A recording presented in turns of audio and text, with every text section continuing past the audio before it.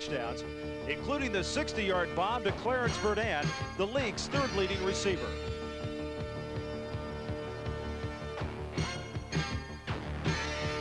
Kelly seemed headed towards another record-breaking day, but on the last play of the first half, the season changed dramatically for Jim Kelly and the Houston Gamblers. Kelly suffered a partially torn ligament in his right knee when right tackle Tommy Robinson was knocked into him by an Arizona player. Unable to leave the field without assistance, the Gamblers franchise was removed on a stretcher. The concern for Kelly's condition was universal among Gambler players, management, and fans. A season which began on a bright note with 5 consecutive victories now seemed destined to end in darkness. But reports of Houston's imminent demise in the football field may be premature. The Gamblers carried on against Arizona, led by backup quarterback Todd Dillon. Dillon led Houston on 2 second-half scoring drives to help clinch a 41-20 victory. And tonight, the second-year pro makes his first pro start against the Birmingham Stallions. The Stallions, meanwhile, possess the USFL's top pass defense, led by record-breaking safety Chuck Clanton. Last week, Clanton intercepted his 14th pass of 1985 as the Stallions defeated Orlando. Clanton and his defensive mates were complemented by an awesome offensive display, highlighted by wide receiver Joey Jones' reception of this Cliff Stout touchdown pass. Tonight, the Stallions continue their march toward the playoffs, while the Gamblers attempt to keep pace with Oakland and Denver in the West.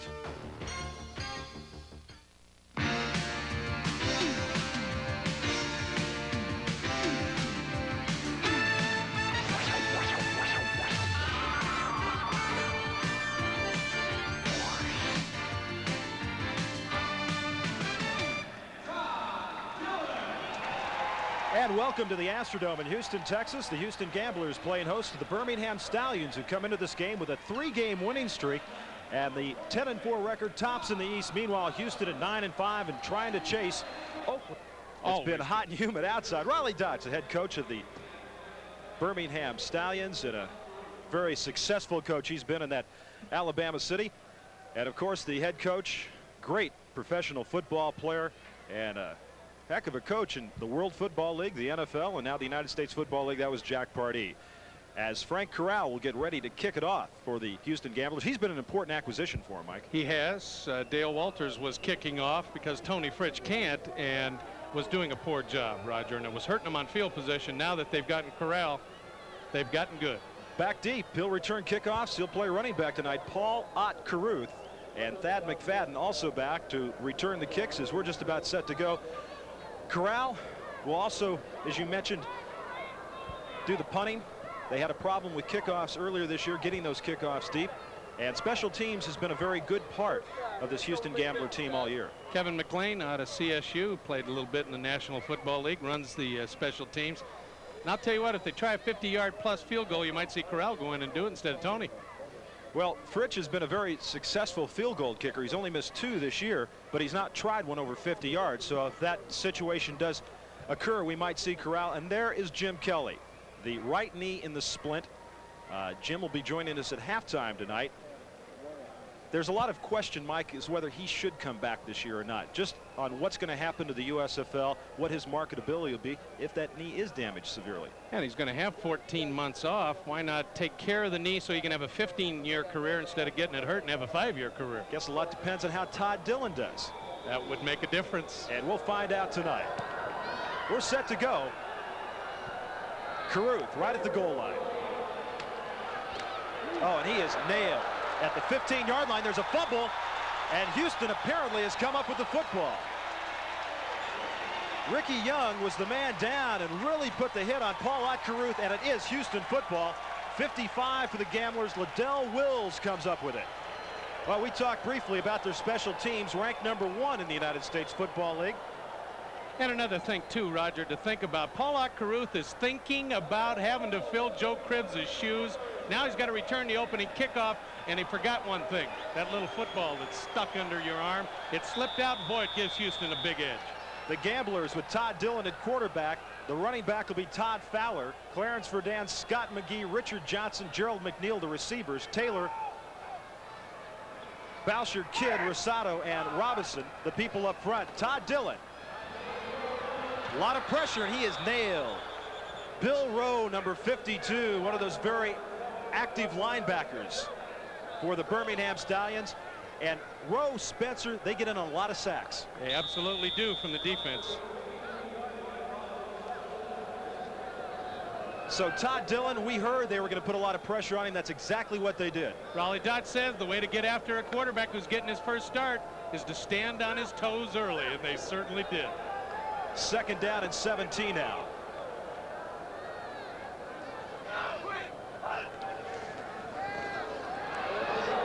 Once again, bringing a lot of people. Sam Harrell, touchdown.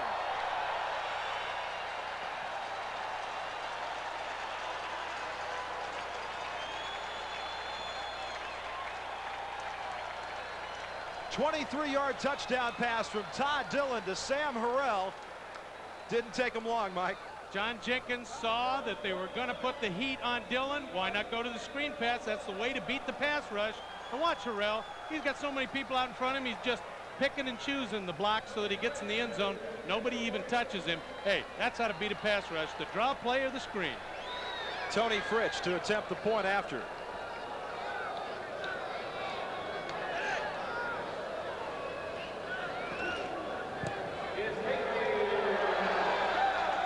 And Tony, who told us yesterday just another day at the office on Monday night, quickly gets the helmet off because he knows he's going to be on TV as he runs off the field. And there's the reaction of Todd Dillon. Gamblers out to a 7-0 lead. 3rd touchdown pass of the season. And Carruth back to return the kickoff along with McFadden. Paulette Carruth will take it at the 4-yard line. At the 21-yard line, Reggie Vonner, 41, comes down, and you got to like the special teams play because those tacklers are there in a hurry. And once again, not much room for Carruth as Cliff Stout will bring Birmingham out on the field as they get it set offensively for the first time this evening. Wide receivers will be Joey Jones and Ken Toller. Running backs will be Joel Coles and Paulette Carruth. McKinley, Idelette, Battaglia, Sandin, Phoenix, and Mason, the tight end, on 1st and 10 from the 21-yard line. That's Joey Jones. He doesn't get much, maybe loses a yard. 59 on the far side, making the tackle, Andy Hawkins, one of the brothers Hawkins, if you will, and defensively for the Houston Gamblers. Shapes up like this. Ross Browner, 79. We'll tell you more about him a little later. Van Hughes, 90. Hosea Taylor, 93. Pete Caton, 77 up front. Mike Hawkins, Kiki Diala, Andy Hawkins, Mike Mitchell, Will Lewis, Luther Bradley, and Durwood Rockmore. The secondary on a 2nd down and 11, a loss of a yard on that play. Coles, 35. 1st down across the 35 to the 36-yard line. And good blocking, Mike, on the left side of the offensive line for Birmingham. Guess who? Yeah, guess. Number 78, Buddy Idelette. And they'll go him all evening. He'll either pull, run the quick trap block, or he can fire out right at you and open a hole, and he did it for Coles on that play. We talked about pressure on Carruth, but Coles, he's going to see some duty this evening, and we'll probably see him carry the ball, maybe even more than Carruth. I agree with you. 1st and 10. Jones is split to the near side. Toller to the far side. This is Paulette Carruth.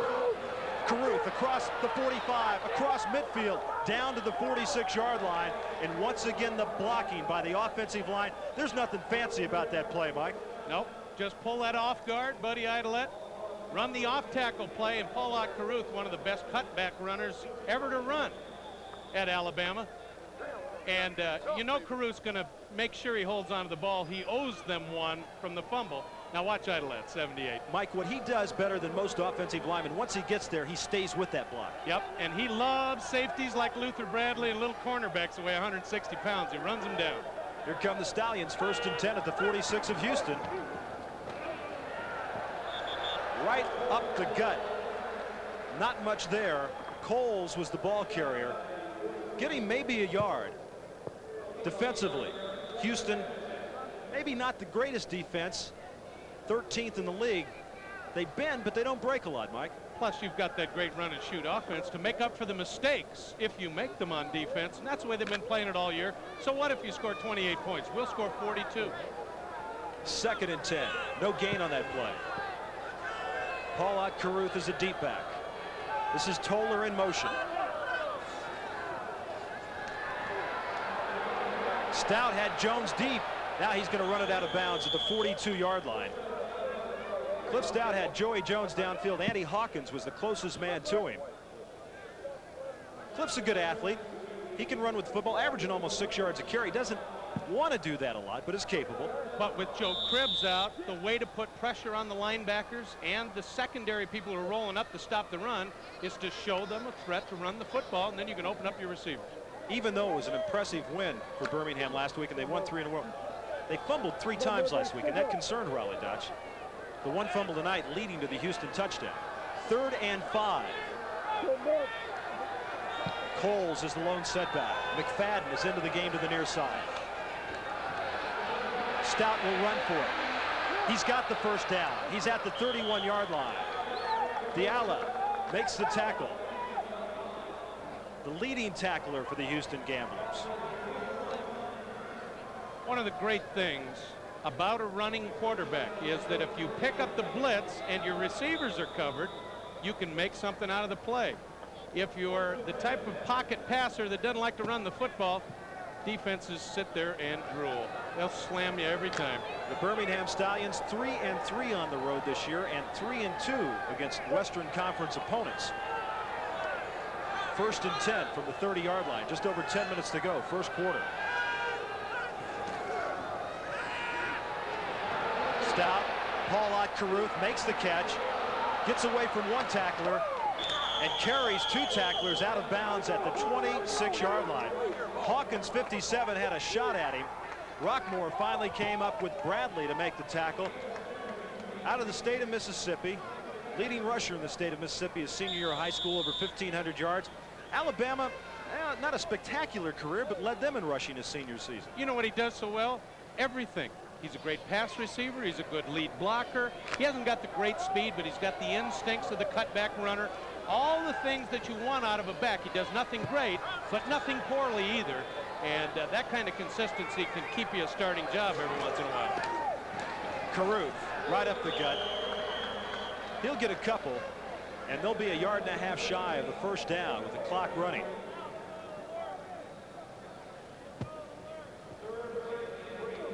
Call it 3rd and 3. We saw a couple of big runs by Caruth at the end of the game last week. Meaningful only in the fact that it gave him a lot of confidence. Here's the first test for Cliff Stout without his great running back, Joe Cribbs. If Cribbs is here, now you can run him at a linebacker. They don't know if he's lead blocking, if you're going to hand off to him, or you're going to throw to him. Stout hasn't got that option now without Cribbs in the backfield. 3rd down and 3. Play action. Mason, the tight end, makes the catch inside the 15. Down to the 13-yard line. They pitch it to Jones. Touchdown, Birmingham. Nobody touched Mason. A defensive mental mistake by the Houston Gamblers, and a very alert Daryl Mason saw Joey Jones, pitched him the ball, took it in for a touchdown. Roger, we saw it last week. It was Stout to Smith last week on the lateral for a touchdown. This time, you're absolutely right. You have got to, folks, remember this, the ground can't tackle you. You're not down until somebody touches you, and they just look at him laying there. And now watch Mason get up, and then a real heads-up play to see Joey Jones standing right next to him, pitches it back, and you and I could have run that one in. Point after is good by Miller. Oh, we've had some action in the first 6 minutes from the Astrodome in Houston, Texas. It's all tied up at 7. For Houston, you don't want to get to the game late because they put a lot of points on the board early. Joey Jones, that's a rushing touchdown. Yes. His first of the year. We saw Jim Smith do it off the lateral from Stout last week. So the wide receivers have gotten into the act for the rushing touchdowns. And watch out for that man. Clarence Verdun, 89, to bring the kick back. A very short kick. Taken on the near side by Sean Potts, 86, and let's see what he can do with it. Gets across 24-yard line where Ken Kelly, 56, comes down in the Birmingham special teams to make the tackle. And there's Todd Dillon, young man originally from the Lodi, California area. Wasn't recruited out of high school, went to junior college, San Joaquin Delta. Wasn't really recruited out of junior college. Cal State Chico, which is an answer to another trivia question, the only school to come to him until Cal State Long Beach. By accident saw him on film, and all he did was go there, and in junior year led the nation in passing. Didn't Chico offer you a scholarship? Well, they talked to me. I was going to have to pay my way, though. 1st and 10 from the 24-yard line. Johnson was the man in motion, and the pass intended for Johnson could have been a lack of communication right there as Johnson was cut into the middle. Ball was thrown to his outside. Talked to Richard Johnson before the game down on the field, Roger, and he was a little pumped up. I was kidding him about Gil Stiegel from the Denver Gold, who broke his USFL record with 16 receptions in one game. He had 15 and held the record, and I said, hey, they bring a guy off a developmental squad and shatter your record. He says, I'm going to get it back.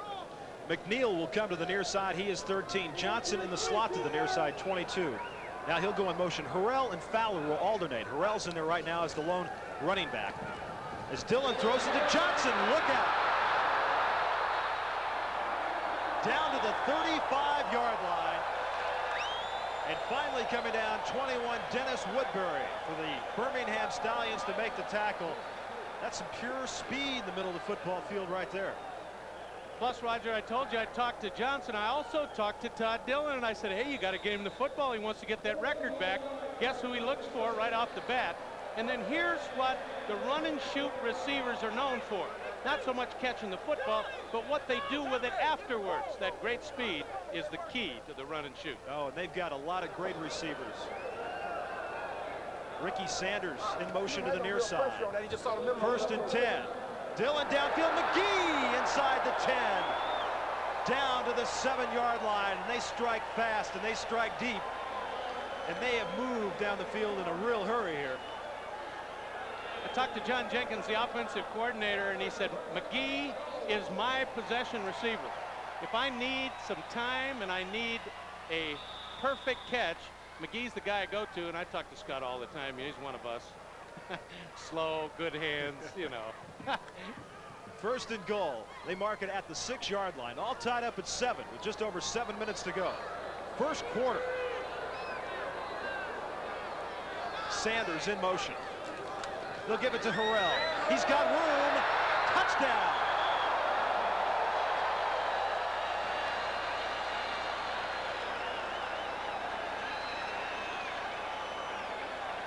The 5th rushing touchdown on the year for Sam Harrell. You can get tendencies on Jim Kelly. He's played in the league for almost 2 years. They don't know what Dillon's going to do, and they don't know what the offensive coordinator is going to come up with. That's the 2nd time Harrell scored, and nobody's touched him. Don't go away, folks. We're going to have a wild one tonight. Tony Fritsch, 48 of 51. He's got 105 points.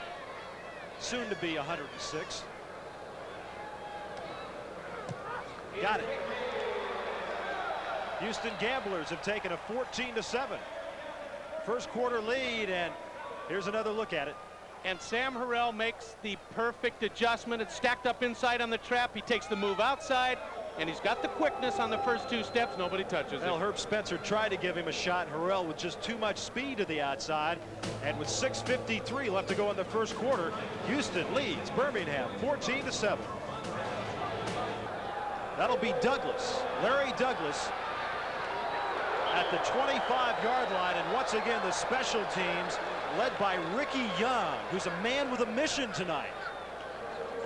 4 plays, 76 yards in a hurry, 2 minutes and 10 seconds. Dillon, 3 of 4, 93 yards and a touchdown. Jim who? Yeah. Huh? Kelly got a smile on his face on the sideline, said maybe I can take 4 weeks off instead of 3. Cliff Stout without Joe Cribbs, without Jim Smith, and that's a lot of offense. And last week, a season-high total of 491 yards total offense, and they rushed for 244 yards, which was also a season high. This is Paul Caruth, almost caught from behind. Does a good job to get across the 25. The ball is loose, but they say he was down. But a good job by Caruth to pick up a couple. There's 79, Mr. Browner, who came over from Cincinnati. And the guy with the crutches, he got replaced tonight already. It's early, though. You know what Jack Pardee told us? He said, you know, he needed a rest anyway. I mean, we hate to see the guy get injured, but he was really banged. He's been sacked a lot this year. I'll tell you what, those stats are beautiful, though. 4,600 plus yards, 39 touchdowns. 2nd and 7. Gant in the backfield along with Caruth right now. This is Caruth. Tried to go for the halfback pass, and Jones was covered up beautifully. Luther Bradley was right back there on him. And Caruth was taken down by Van Hughes and Hosea Taylor. Hughes with 8 sacks on the year. Again, I said Paul Caruth, the man of many talents, obviously going to throw the halfback pass here. Can't find anybody open. You know, the problem, Roger, is that Smith is out, their best control receiver, and everybody's on Joey Jones. I mean, you're not going to fool him with a deep pass because Smith's not there to burn you if he looks for a second receiver. 3rd and 10 from the 25-yard line. Just over 5 minutes to go, first quarter. McFadden is in there, 3 wide receivers. Stout. Toller makes the reception, and he's got the first down. And there is a veteran receiver. Toller from Ole Miss, was with the Patriots for a while. Cliff Stout told me last night, thinks a lot of him. Yes, he does. Thinks an awful lot of him as a wide receiver. One of the misconceptions is that Jim Smith is a game breaker. He's not a game breaker. He's a control receiver with outstanding hands. He knows how to get open. That's a perfect description of Ken Toller. Just happens that Smith's the starter and Toller's the backup. And as you said, Stout likes him just as much as he likes Smith. He feels they don't lose an awful lot, just some experience. 1st and 10 from the 37. Jones in motion to the near side. Coles with the football. Coles across the 40, across the 45 to the 47-yard line. And who did the block that time? Pat Saindon. Saindon and Idolette. There's a pair of offensive linemen that can play anywhere. A look as if you were running the football. And you talk about Saindon, there he is on the lead block, and oh, the running backs love it when they see a black shirt buried on the ground, and that gave Coles the chance to square his shoulders up and get upfield. And the wide receiver Toller even tried to block a little bit too. Hey, every once in a while we get in there and stick our nose in. Come on. You pick on us wide receivers. They pay us to run away from people, not into them. The Stallions, the 6th rated offensive team in the USFL. Number 1 on defense. Meanwhile, the Gamblers first offensively, 13th defensively. But to a point, that's misleading. Sure it is. Because the name of the game is outscore the other team. Right. If you hold them to 28 and you score 29, you win. 1st and 10. Stout to Toller. Got it right on the sidelines. Mitchell was the man that brought him down at the 37-yard line, and a beautiful route that time by Ken Toller. Just exactly what we were talking about, Roger. Great route runner and an outstanding catch. Now watch this hit. He gets 1 foot down and the other one never touches. But you know why he was inbounds? If the defensive back's hit takes you out of bounds before your feet would normally come down, it's in. Mike, this is like watching a tennis match so far tonight. You just keep turning your head back and forth. My neck's sore already. 3:33 to go, first quarter. Joel Coles, hard runner, inside the 30 to the 28 and close to another first down. They've been able to utilize the run on first down, a pickup of about 9 yards there. The last time on first down, Coles with a 10-yard pickup for a first down. They've really set up the pass beautifully. When you've got 2nd and 2, you put the defense on the snide. There's absolutely no way they can guess what you're going to do, run it or throw it. Make it 8 yards in that last pickup for Coles. 2nd down and 2, and as we suspected, he's getting the ball a little bit more than Caruth so far as Gant checks into the game. Stout, Jones, beautiful play. 35, Mike Mitchell.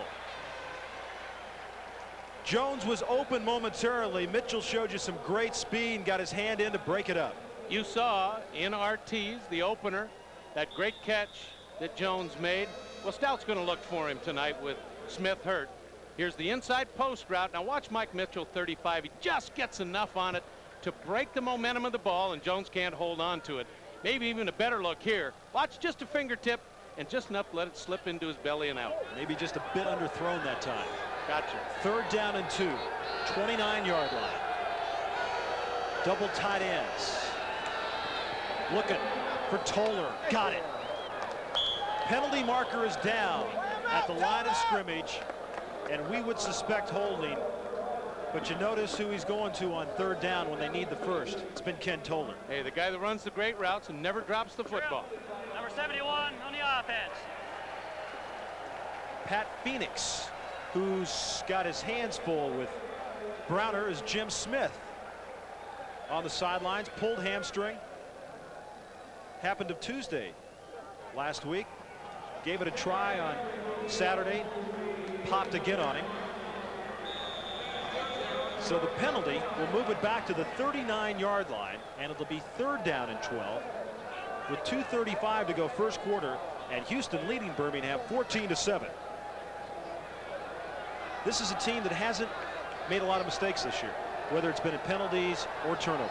Raleigh Dutch will not hold still for mistakes, Roger. McFadden is in as a wide receiver. 3 wideouts. Stout to Jones, broken up. Mitchell was the man again. With the 3 wide receivers, they've been rolling Stout out. They haven't been letting him sit in the pocket. And they're also putting Mitchell and Lewis, their 2 starting corners, over on Toller and Jones. And the reason there's no completion here is because 35 and 24, 24 is Lewis, 35 Mitchell. Outstanding coverage one-on-one. I think Raleigh Dodge better get the Rust-Oleum out, because Bob Parsons has checked into the game to punt. Didn't get to last week. When your offense is cranked up, the punter gets to stay home. He is at the 46-yard line, and the dangerous McNeil back for Houston. Parsons, beautiful punt. They're going to down it at the 4-yard line. Joe Bach, 65, was the man down on the coverage, and that's the best way to do it against the Houston Gamblers.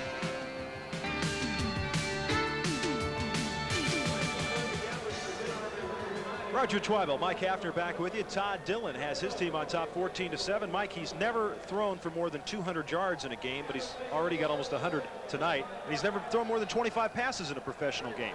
But in college, he aired it out a few times at Cal State Long Beach. I don't think he's ever gotten 4 quarters in one game to get those kind of stats. Todd Fowler across the 5 up to the 7-yard line.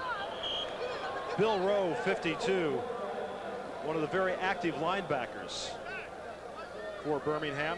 Fowler, you just saw him, had the helmet knocked off. He'll be going to the Dallas Cowboys this next year.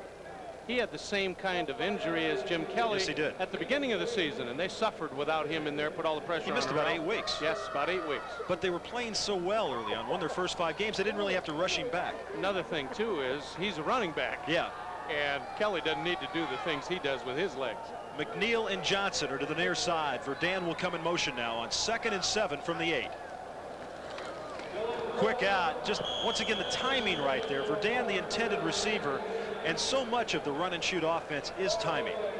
On that play, Verdun is just supposed to find the soft spot. Dillon's guessing instead of reading what the defensive backs are doing, and he led him when Verdun was just standing there waiting for the pass. So you've got to do the plays over and over and over again. It's kind of like deja vu. Well, I've seen this. This is where I throw. And obviously, Dillon hasn't had that many snaps, so he doesn't have that kind of recall. 3rd down and 7. The Houston Gamblers, who snapped a 3-game home losing streak with a win against Arizona last week. Sanders in motion. Dillon in lots of trouble, gets it away right through the hands of Ricky Sanders, and Todd Dillon very fortunate to get rid of the football that time. The reason Sanders dropped it was he didn't think Dillon was going to get out of the predicament he was in. So Dillon will have to go sit down, and Frank Corral will come in to do the punting. He's another one of your UCLA guys. I knew you'd mention it. Well, we're all survivors. He's been around. There's Thad McFadden. He's a rookie from Wisconsin. We've got the two top punt returners in the USFL, and McFadden and McNeil. There's a low line drive kick, almost goes over his head. And guess who came down to make the tackle on the special teams? Clarence Verdun. To make sure he doesn't get a punt return that moves him ahead of him in the stats. Well, Speed on the outside on the special teams. Caught Speed trying to bring it back up the middle. 37 seconds left to go in the first quarter. First quarter, Stallions with good field position. Paul Caruth, the ball carrier. Inside the 45 to the 44-yard line. Derwood Rockmore comes up to make the tackle as time will run out here in a very exciting first quarter at the Astrodome in Houston, Texas. A lot of action, and the Houston Gamblers have taken a 14-7 lead over the Birmingham Stallions. We'll return to Houston. For them, let me present 30 seconds of football, USFL style.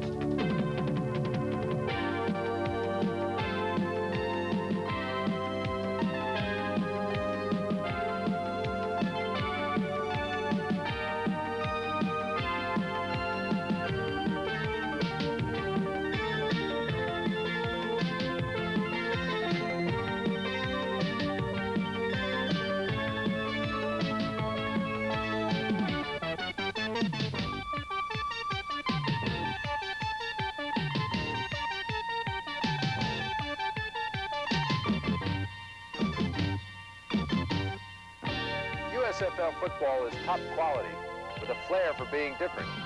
Check us out. You just might find that the fun is back. The USFL, where football is still a game. Roger Twyville, Mike Hafner back with you. The first meeting ever in regular season between the Birmingham Stallions and the Houston Gamblers. And the Gamblers got a 14-7 lead. 2nd and 6 from the 44. Stout downfield right in the hands of Daryl Mason. And he just flat dropped the football. Just flat dropped it. Do I have to defend my receivers? No, you don't. But okay. Even though Rockmore was there, I mean, he had nothing to do with it. First quarter statistics, the rushing yards, impressive for Birmingham. Passing yards, impressive for Houston. The turnover the difference right now. Right? And the 9 yards rushing, a bit deceiving. Yeah. They've used the screen pass instead of the rush, and an easy score, and Dillon's been finding people open. Burrell got 7 of those on a touchdown. Right. 3rd down and 6. Stout underneath to Toller. Penalty marker is down as Toller is tripped up by Mitchell at the 33-yard line, but about 7 yards further downfield, a penalty marker is down. 3rd and 6, go to your control receiver with a good hand. It's gone to him every time. It's automatic. The 35 on the defense. Mike Mitchell. They'll refuse this penalty. Take the pass.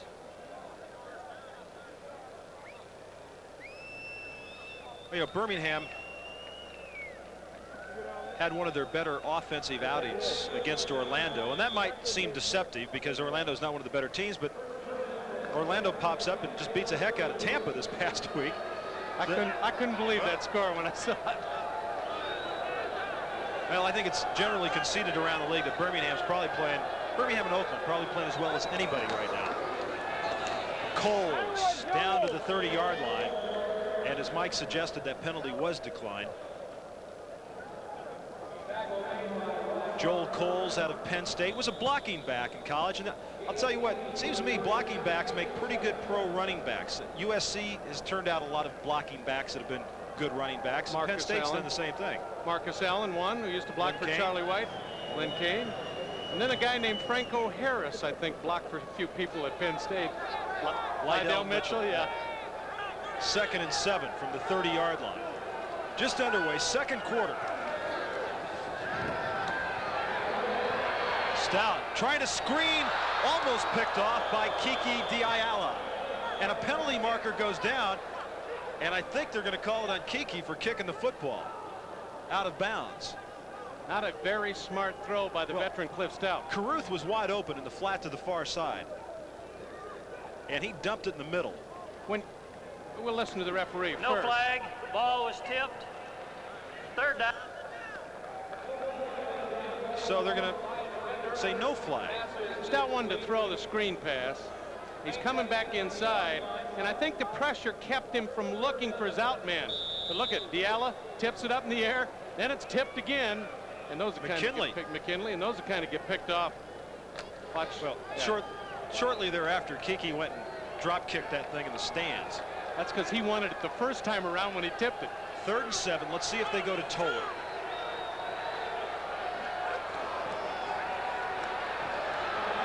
He does, and it's almost picked off. Luther Bradley, yes, sir. Who might want to catch up with a guy named Clanton in the interception department.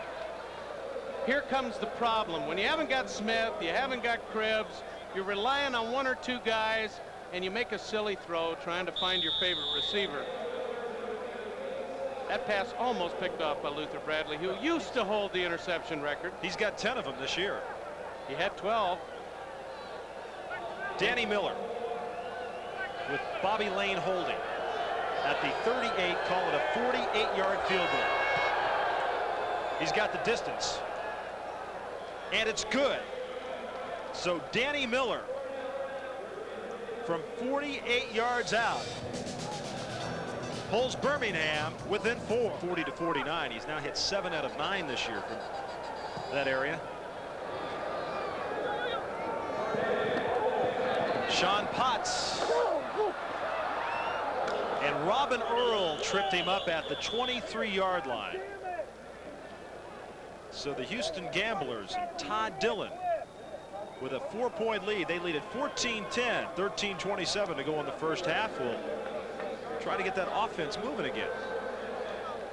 Dillon's first 2 drives, won the quickie on the turnover. And there you see 3 out of 6, 93 yards. Most of that to Richard Johnson on the one over the middle in the quick 4-play drive for the 2nd touchdown. So really they haven't even started running half their package yet with the run and shoot. Coming into this game, the Stallions had allowed just 12 touchdown passes on the year. Best secondary in the United States Football League. Haven't seen the run and shoot but once, though. Sanders in motion. Pass is incomplete. Richard Johnson, the intended receiver. You mentioned they've only seen the run and shoot once. These 2 teams did play in preseason, and it was the only preseason game for Birmingham. And Jack Pardee said, yeah, we were able to go back to those films and make them useful, even though that was a long time ago. It was a 20-10 win for Houston. And Todd Fowler got some significant, Todd Dillon got some significant time in that Todds game. Yeah, I know. In the backfield. There's Jack Pardee, the head coach. 2nd and 10 from the 26-yard line. Sanders will be the man in motion again. Dillon looking for Corville. It's going to be picked off. Dennis Woodbury still on his feet, finally brought down at the 38-yard line. Dennis Woodbury with his 3rd pass interception of the year, and Dillon simply did not throw the football far enough that time. Also, he's in that situation, Roger, where everything is broken down in the run and shoot package. Now, Jim Kelly has seen this maybe 10 or 15 times. He knows what to do, when to throw it away, etc. He's shuffling his feet, can't get his feet set, and he throws a horrible pass short that shouldn't even have been thrown. You throw that on out of bounds, go to the next play. He was throwing from the dirt portion of the field here, had some problems with his footing. 14-10, Houston leads Birmingham.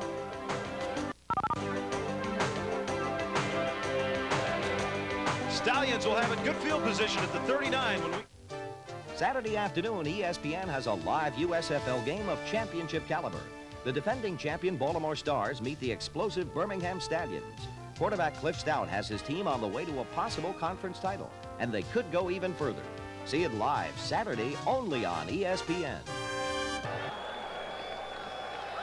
Both wide receivers, Jones and Toller, to the near side. 1st and 10 from the 39 for Birmingham. Now, Joey Jones in motion. Joel Coles. Coles running hard inside the 35 to the 34 were the Hawkins brothers. That was Mike, number 57. Andy, number 59. Texas A&I. Suppose they have a little ESP between each other that a normal pair of outside linebackers don't have. Well, Mike came up to me at the training facility yesterday. He used to play with the Patriots. He goes, "Hey, Roger, what about the Celtics?" Rubbing it in a little, huh? 14-10. Jones in motion. Paul Ott-Caruth turned it up down to the 32-yard line, and they'll be faced with a 3rd down and 2.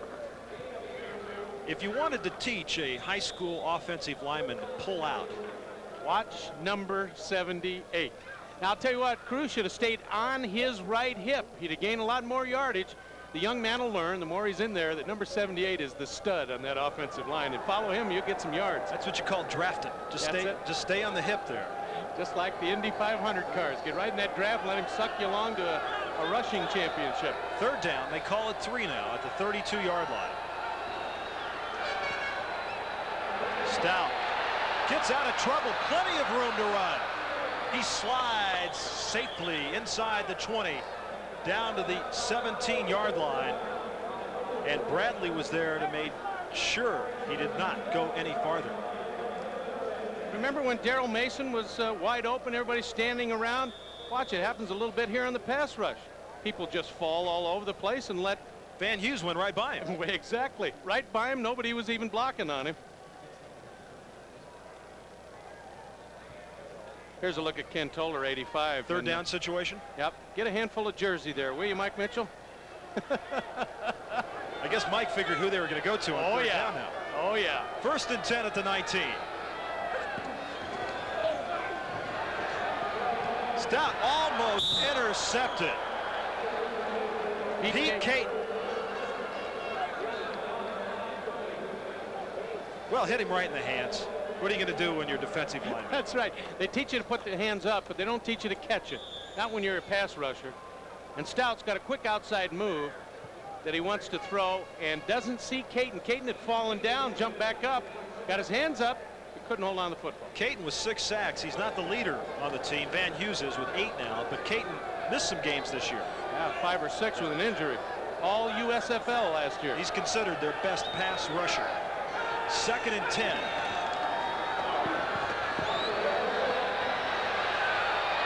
Stout will just run it again.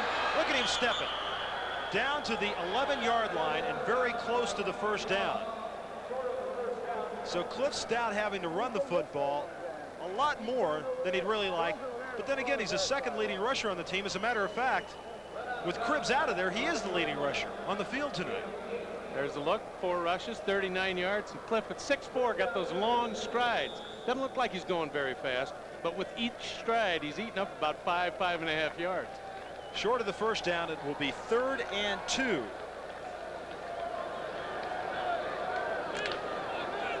And Birmingham's been pretty good in 3rd down situations, 40% on the year. And you saw that graphic. Double tight end alignment. Caruth. Good 2nd effort by Paul Ott-Caruth. And he's down to the 6 and more than enough for a 1st down. Boy, Mike, I tell you, that's something that you can talk to a running back about for years and years. They got their head down, they're driving hard. It's just a feel when there's nothing there to automatically spin to the outside. Caruth's yardage after he makes the 1st cut. Now, you know Idolette's there, so he's going to slip out towards Idolette. Look at the great block. Caruth's no dummy. He knows where 78 is, and there's got to be a hole where he was. You know from your old running back days at UCLA? Yes. That's a basic drill. Run it in there, spin. Spin and cut. Outstanding 2nd effort. 1st and goal from the 6-yard line. Caruth again, slashing. And they're looking for the touchdown call. Nobody signaled it. Caruth's going, how far do I have to go? It appeared to me the ball was across the goal line. Now they have signaled it. Finally, a touchdown. Rolled a touchdown. Judge for yourself. Put your striped shirt on. Dangle the whistle around your neck and call this.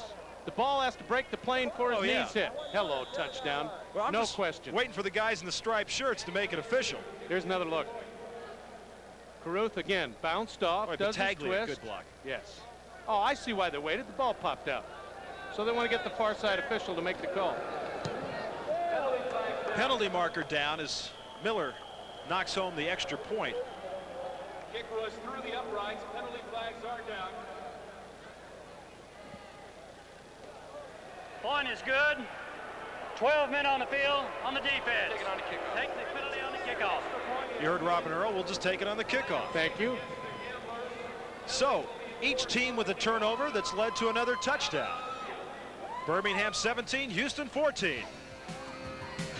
The league's best teams. Now, with their sights on the playoffs, they're looking for a win against Orlando's Renegades. The heat is on, live Friday on ESPN.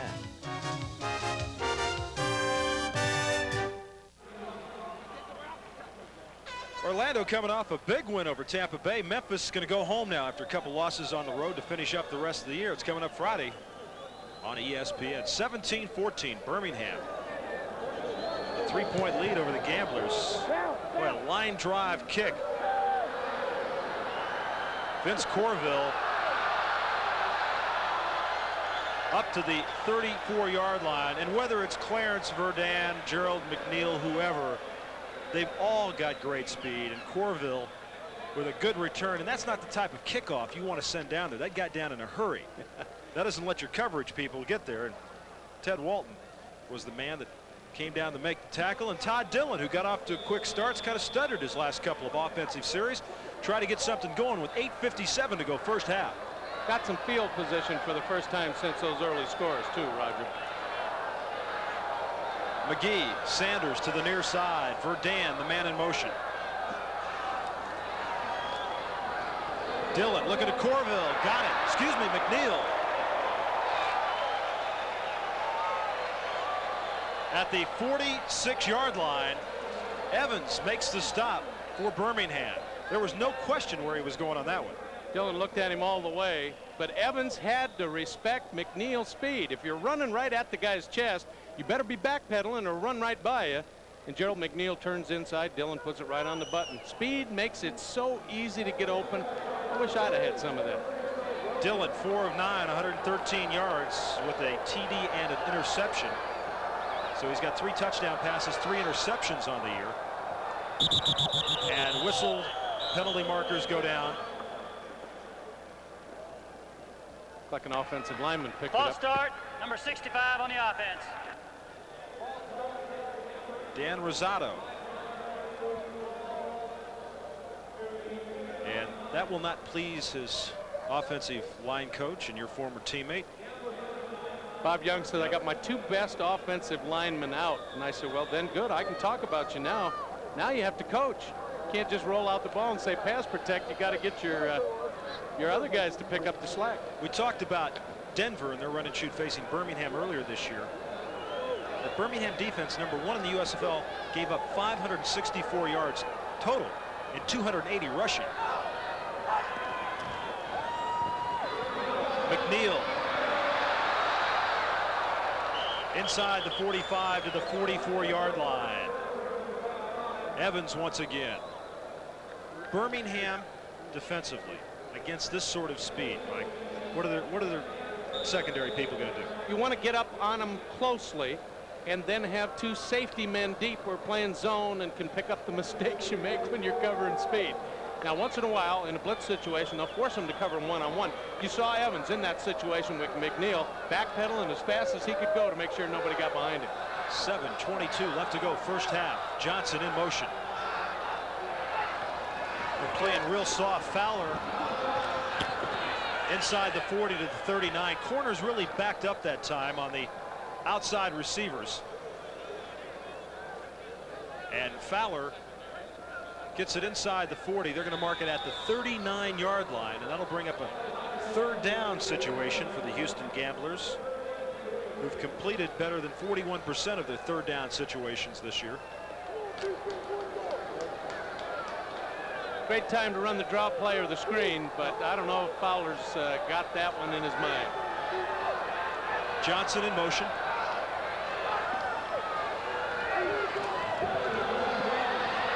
Dillon finally gets rid of it. Sanders has got the first down at the 32-yard line. Dumars was the man to make the tackle, and a pretty good job of scrambling that time by Todd Dillon, who kind of fancies himself as a latter-day Fran Tarkenton. Now, Here's a look at the secondary. See the two safeties deep? They're back there to make up for any mistakes. The outside guys playing bump and run, man to man. And because they didn't get pressure on Dillon, they get an escape route outside to get the first down. But there's that classic look of the two safeties deep with 4 underneath guys playing man to man on the 4 receivers. 1st and 10. Ball at the 32-yard line. 17-14. Birmingham with the lead at 5:48. Up to go first half. Dillon to Harrell. And he steps out at the 29-yard line. That pass, Roger, is something that the run and shoot coaches, including Mouse Davis in Denver, and now John Jenkins down here, the offensive coordinator, has added. Add that back out of the backfield into the passing offense. It didn't have it a year ago. You know, the thing about Harrell and Fowler, they're both about the same size, 6'2", 6'3", about 220. I can see down the road in their career maybe moving up to tight end after they lose their running back speed. Guess what Fowler played at Stephen F. Austin? Tight end. Tight end. 2nd and 6. Sanders in motion.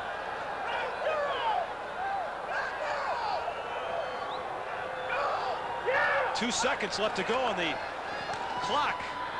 Dillon grabbed from behind. He was in the grasp of number 52 of the Birmingham Stallions, and that's Bill Rowe. His 2nd sack tonight. He is their leading sack man now with 7.5 sacks on the season. And there's a look at John Jenkins, the offensive coordinator. A lot of burden on his shoulders. Not only do they lose Mouse Davis, but also June Jones. He moves from the special teams, essentially working by himself.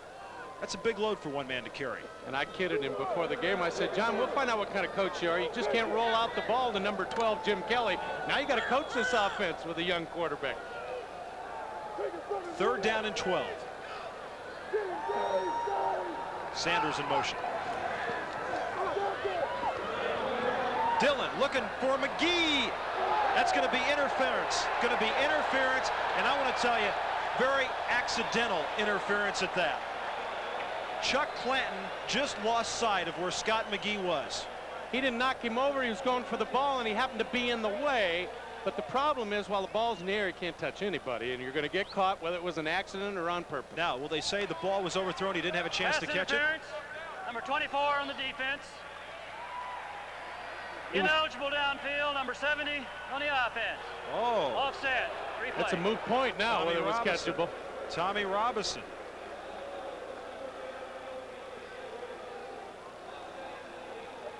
Again, those two safeties playing. Well, he's the guy that's got to feel bad. You know, last week he was the one that fell, was pushed in, didn't fall. He was pushed in by Arizona defensive man in the knee of Jim Kelly.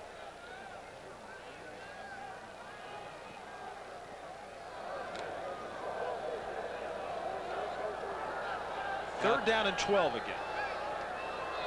At the 34-yard line. Verdun in motion. Draw play to Fowler. Very close to the first down at the 23-yard line. You'll remember the previous 3rd down play. I said it's a good time to run the draw or the screen with a run and shoot, especially in long yardage, because they're expecting you to throw and they're taking outside pass rushes. And you see the big 225-pound former tight end almost get to first down yardage. Roger, you got better eyes than I do. Is it first down?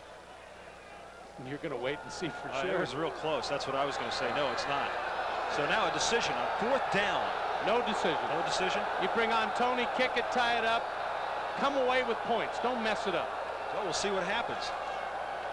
Threadgill, who is now the backup quarterback over on the side. Well, they're sending in Harrell. Looks like they're going to go for it. Now, the Houston Gamblers having some problems the offensive line because of injuries. Chris Ream, yes, who Bob Young feels is his best young tackle, and also Kurz is hurt, probably won't play.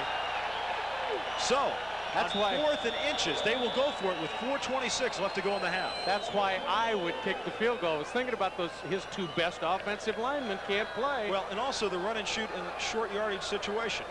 Yeah, there's no run package. 3 wide receivers to the far side. Sneak by Dillon, that's the way you get it.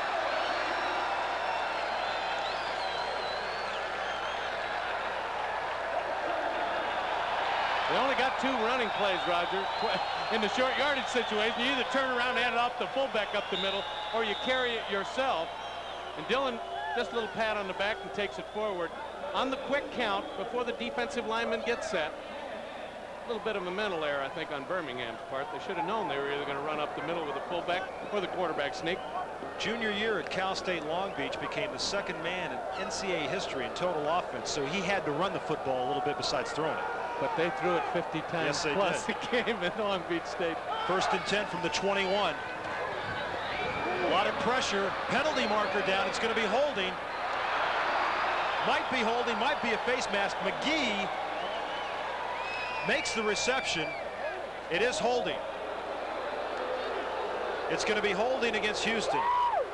Now, it appeared as though the defensive man reached out and got the face mask of Todd Dillon. But while he was doing that, he was being held at the same time. So you get the holding call first and you forget about the face mask afterwards. Take a look. Jackie Klein come into your screen. Now you can see the jersey stretched. You know he's being held. Now he gets the face mask, but he was being held first, and that takes precedence. Now if they come away with no field goal here, I'm going to look like a hero, right? I guess you will. Depends on who's watching. There you go. 1st and 20 from the 31-yard line. And movement up front. Penalty markers all over the field. False start, number 70 on the offense. Well, it's been a tough night for Tommy Robinson. You know, he was at guard at the beginning of the year, and they had things clicking so well. Bob Young talking about what a great offensive line he was developing. Then all of a sudden the injuries hit. Robinson goes from guard to tackle. They let Frank Khalil go. Boucher's back in and out of the starting lineup. Now Kerr's hurt. Those kind of things will disrupt even the signal count at the line of scrimmage. 1st and 25 now at the 36-yard line. Johnson in motion.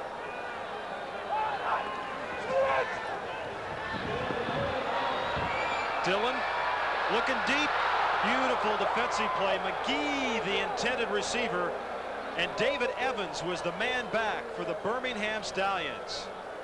We've seen a couple of outstanding defensive plays by the Birmingham secondary, and that's why they're ranked #1 in the United States Football League. Also, Todd Dillon is giving them a chance by the way he's throwing the deep route. He's throwing it a little late, a tad late, and hanging it up a little bit. On those, you got to drill him deep. If he's got a step, you got to get the ball there quickly so the defensive back doesn't have a chance to react. And that was a great reaction. Got there just in time to knock it away. They tell us that Dillon actually has a little more zip on his passes, so he throws them a little harder. Kelly's got better touch. Better touch, but it's a timing thing. You got to know when to zip it and when not to. 2nd and 25.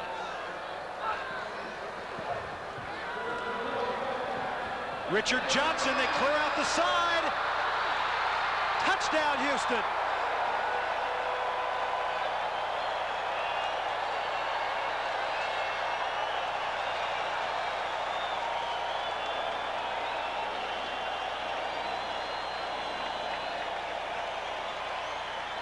Touchdown reception number 13 on the year by Richard Johnson. And he gets some help from his friends downfield, doesn't he, Mike? Yes, he does. Now, Johnson, this is the crossing pattern that they run at the goal line to mess up the pass defense. Now, Johnson across the middle. Now, watch, at the top of your screen, you see the guy down on the ground there that was trying to pick himself up? That's number 13, Gerald McNeil, who knocked out the last safety who was supposed to make up for the mistakes, and he walked in the end zone. Harold Fritsch with the point after. But Mickey Sutton was a guy giving chase, and it wasn't even a contest. Johnson turned on the afterburners and was gone. Houston 21, Birmingham 17. We'll be right back to the Astrodome. The first half tonight. We've had all year. Well, maybe we've had all year. Thad McFadden, rookie from Wisconsin. 3 rookies playing an integral role in this team. Douglas is the other man back, and they'll send it in his direction, but they'll let it go out of bounds, so they will kick it one more time. In one game. It was broken last week. Now here's what 4-4 speed's all about. Look at Mickey Sutton. He hadn't got a chance. He gave up with 10 yards to go. But he's still got the single game touchdown reception record, which Yes. we saw on Monday night. On Monday night in Portland. You know how they find the Coles, he's stacked up at the line of scrimmage. Coles makes the reception, turns it around. Stout, Joey Jones, first down. Finally, played very, very well. Downfield, that's McFadden. The rookie from Wisconsin is in the grasp. Cliff Stout in the blitz was on. Coles gets it and down to the 26. That's a good one. Danny Miller, Jim Kelly School, University of Miami. It's got the distance and it's got the range. 48 yards, and that one 43 yards for Danny Miller. A couple of field goals, and Houston holds on to a 21-20 lead with 27 seconds. Sure. Next week, and without Flutie, he might have a big night, or else there'll be everybody after him. Miller with a line drive kick. Corville picks it up at the 10. Flips him around. Corville, he's got some room to the side. Out of bounds at the 30. That's what you do. No, they're going for it. They're up left. Tom Mees at the Menon halftime report. There goes Herschel Walker, 13 of his 209 yards on the evening, giving the Generals an early 7-0 lead. Herschel Walker is within shouting distance now of Eric Dickerson's all-time single-season rushing record. He could break it next Monday on ESPN. But Memphis struck back in the second quarter. Nice effort here by running back Tim Spencer out of Ohio State to tie the game at 7. Bad news, though, coming up for New Jersey later on in the second period. Doug Flutie, the rookie out of Boston College, on the rollout left. Reggie White, 6'6", 284 pounds, comes down on top of his left shoulder. The result, well, Flutie suffered a fractured left clavicle. He could be out for the entire rest of the season. He's definitely out for the rest of the regular season. Late in the first half, Herschel Walker, his patented dive play for a touchdown. Herschel is now nearing the 2,000-yard mark, and the Generals, well, they had what it took to win without Flutie in the second half. They beat Memphis 17-7. Sunday afternoon in Oakland, the Invaders, the team with the best record in the USFL, beat the Portland Breakers. Look at the time Bobby Hebert has to throw, and he finds a wide open Anthony Carter in the end zone, 14-7 Oakland. Oakland has 3 excellent wide receivers. Nice catch coming up by little Derek Holloway. That set up another touchdown. And later on, Hebert broke open a tight game. Bobby with his 19-yard strike to Anthony Carter. How could you be that wide open? I don't know, but the Invaders win their 11th game of the season to clinch a playoff spot as they beat Portland 38-20. Last Thursday night on ESPN, this is why the LA Express are moving out of the Coliseum. They only drew 3,000 plus to see the Denver Gold. Denver didn't care. They had a good night. Galliano to Stiegel, 7-3 Denver. Second quarter, LA's quarterback Frank Sire, starting in place of Steve Young, finds Young's former teammate at BYU, David Hersey, and the Express take a 10-7 lead. Late in the first half, Galliano, well, he goes short to Stiegel. Stiegel would use his excellent speed here to get inside the 5-yard line. He is finally knocked out of bounds at the 1. That led to a Bill Johnson touchdown, and the Gold led 14-10 at halftime. Third quarter, Galliano to Stiegel again. What a combo this was. Stiegel breaks a tackle here and goes 60 yards for the touchdown. Gil Stiegel set a USFL record with 16 receptions in one game. And the Denver Gold, well, they win over the Los Angeles Express. It wasn't that easy, but they did win. 27-20, the Gold stays right in the middle of the playoff. G. Collier, the Orlando quarterback. Collier to Jerry Parrish, 16 yards, touchdown. Before Tampa Bay could get on track, they already trailed 7-0. When Collier couldn't find an open receiver, well, he does what he did so well in college at Southern Miss. He keeps it, tucks it under his arm, scores for a 5-yard touchdown. And Collier proved that he could hang in the pocket as well. Here under some pressure, he gets it away to Joey Walters. Great catch by Walters. Renegades led it 28-7 at halftime. Tampa Bay was stunned. The Bandits did nothing right when they weren't throwing 5 interceptions. Watch here as a punt is fumbled by Alvin Bailey. Greg Cater's punt goes right through Bailey's hands. Actually, that was a muff, but he didn't recover. Orlando did. John Reese didn't have the best of nights either. We mentioned 5 interceptions. Also a sack in the end zone. That's 2 points, last I read. Steve Spurrier, the Tampa coach, obviously upset with his team and maybe with some of his assistants on the sidelines. Steve is a very affable guy, but he has to be upset the way his team is playing or not playing. Orlando wins it by 30. What an upset. Sunday afternoon in College Park, Maryland, Jacksonville at Baltimore. Second quarter, Bulls driving. Brian Sipe pulled back too quickly from the center snap, and Baltimore recovered to stop a Jacksonville drive. Then the Stars drove 88 yards in 11 plays. There goes Calvin Bryant, touchdown. He's healthy again. Look out for Baltimore. Stars led it 10-3 at the half. Third quarter, Sipe, who separated his shoulder against Baltimore in the first game of the year, has it done again, this time by John Walker. Brian Sipe, a very unlucky man. Ed Luther replaced Sipe, but had some bad bounces. And Jonathan Sutton, one of the excellent defensive backs for Baltimore, took advantage. Receiver tips the ball, and I make the interception. Herschel Walker imitation here over the top. The Stars win it by a final of 17-12 and are looking good, maybe for a playoff spot after a rough start. And in the only other game this weekend in the USFL, the Arizona Outlaws improved their record to 6-9, dumping hapless San Antonio 13-3 tonight. And of course, Jim Smith not either in total yard, and then the half. And a mistake by each team. Everybody else tends to pick it up. There's a look at Birmingham. Touchdown on the first drive. And to say he's dangerous back there would be redundant. Very redundant. And that's why they have a couple of other speedsters back there with him, like Corville and Potts. Miller sends it downfield. Corville's going to get a chance, and he is tripped up at the 20-yard line. Coming down for the Stallions, Mickey Sutton, number 25, and so the Houston Gamblers and Todd Dillon will put it in play to start the second half. And if the second half is half as good as the first half, we've got a heck of a ball game for you. Todd Dillon, first half statistics, couple of touchdowns. He now has 4 on the year, 3 interceptions. Has never thrown over 25 passes or thrown for over 200 yards in one game. And I think he's going to get by both of those tonight.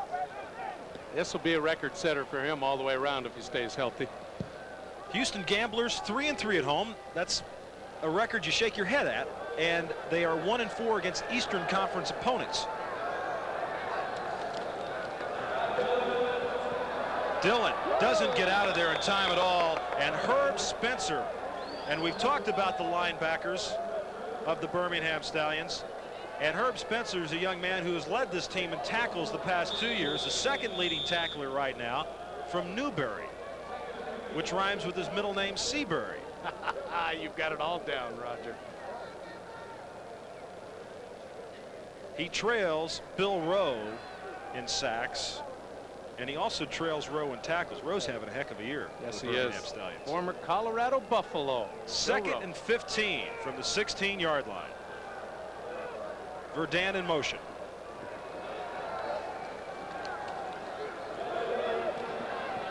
Intended for Richard Johnson. Pass was poorly thrown that time by Todd Dillon. He's a young man that's constantly had to prove himself through high school. Wanted to be a running back in high school. Dad said, no, you're going to be a quarterback. So then he had to prove his dad he could play quarterback. Went to junior college. Nobody wanted him. Finally got a shot at Cal State Long Beach. Had to beat out an incumbent there. And was a territorial pick of the LA Express. And Mouse Davis, Jack Pardee liked him. Brought him over here. And this is his chance, whether it's with the Houston Gamblers or with any professional football team. The next 4 games very important for Todd Dillon in his professional football career. It'll tell his future.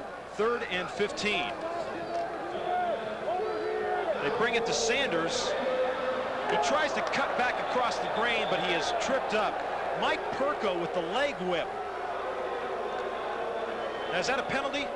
It's only a leg whip when an offensive player does it to a defensive player. This is a defensive player. Hey, you're fair game when you got the football. Any way to get you down, short of grabbing your face mask. But watch, this is a great athletic move by Perko. Look at him put the back leg up, just trips him. Folks saw that on the big screen here at the Astrodome, and that's why you hear the boos, as Frank Corral is going to be about 5 yards deep in his end zone, and McFadden standing at the 48-yard line on a 4th and 19. Not a very good punt at all. McFadden will let it bounce, and it comes to a stop at the 47-yard line. So the Birmingham Stallions, good field position, as they'll put it in play with 12:55 to go, 3rd quarter. We return to the Astrodome right after this. Birmingham Stallions, they trail by a point. Paul Ott-Caruth and Kiki Diayala. University of Texas, leading tackler on the Houston Gamblers. They tried to play him at outside linebacker. Didn't have quite the speed, but he has a tremendous nose for the ball. And he'll make that spectacular play every time at middle linebacker. Great athlete. Was a champion tennis player as a youngster. Won the City of Rio de Janeiro title. Now there is a statistic I'd have never known. I don't know if anybody cares, but it's a fact. 2nd and 11. Well, Ken Toller, when you don't have all the speed in the world, folks, you try to get every edge you can, but they don't allow that. Cliff Stout trying to check off. Toller more than likely didn't hear it. With your hand in the cookie jar. Yes. Number 85 on the offense. That wasn't a false start. He knew what he was doing. He's checking off. He's trying to get an edge. Maybe had a deep route. He was wide open. They should have thrown it to him. Problem is, Stout didn't have the football. Well, Mitchell's standing there going, should I cover him or just let him go?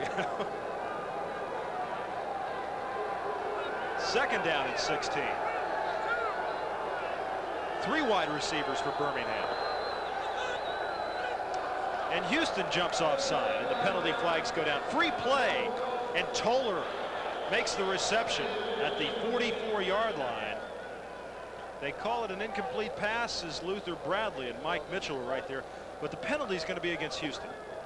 And Cliff Stout, the veteran quarterback, knows he's got a free one. You can make the tough throw then. 79 on the defense.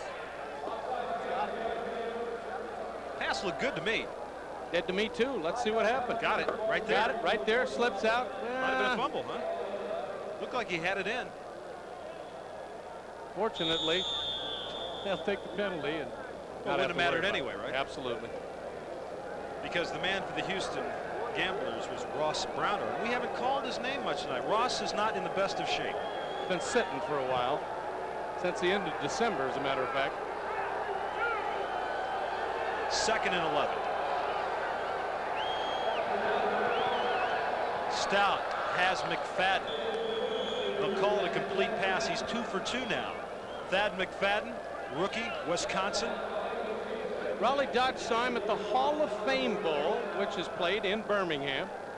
He was kind of a lost guy on that Wisconsin team. At Altoon. Yep.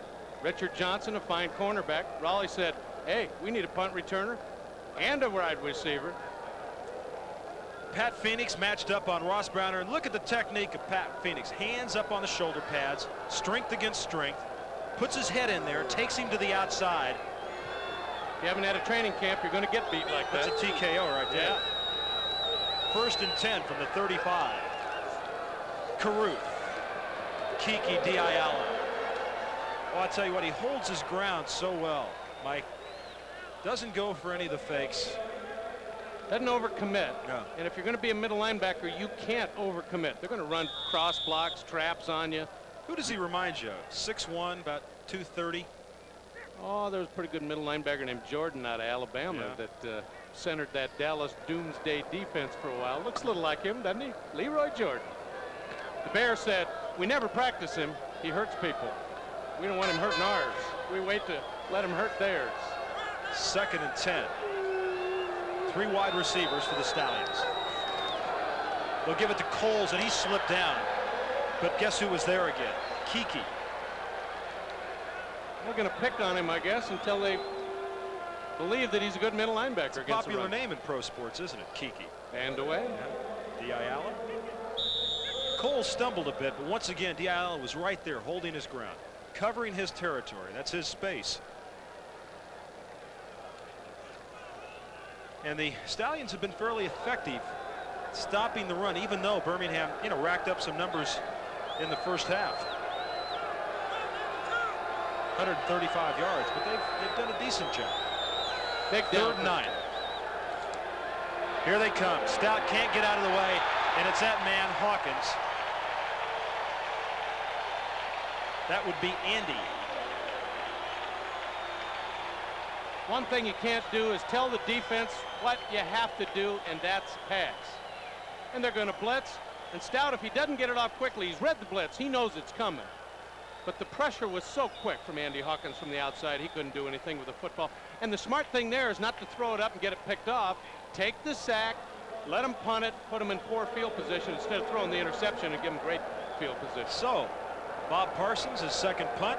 He's a busy man. Didn't punt at all last week. Nice high kick. McNeil let it bounce. Boy, great job by Parsons. It's out. They mark it at the 3-yard line.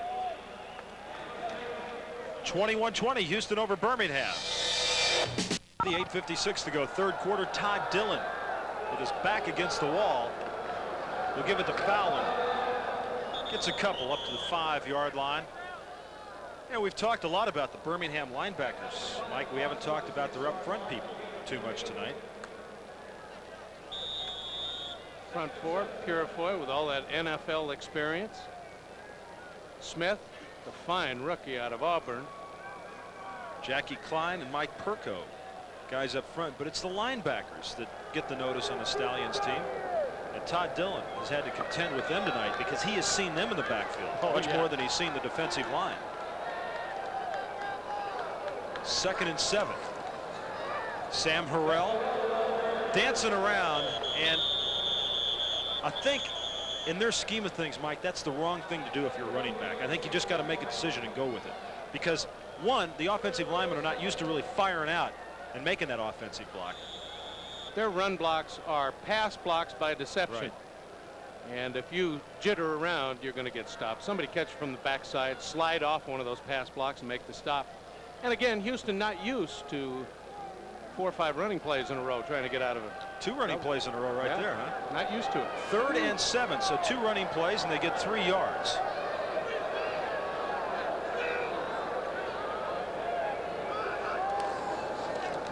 Quickly to McNeil. He got the first down up to the 15-yard line. I'll tell you, you can't blink when he catches the ball because he gets there in a hurry.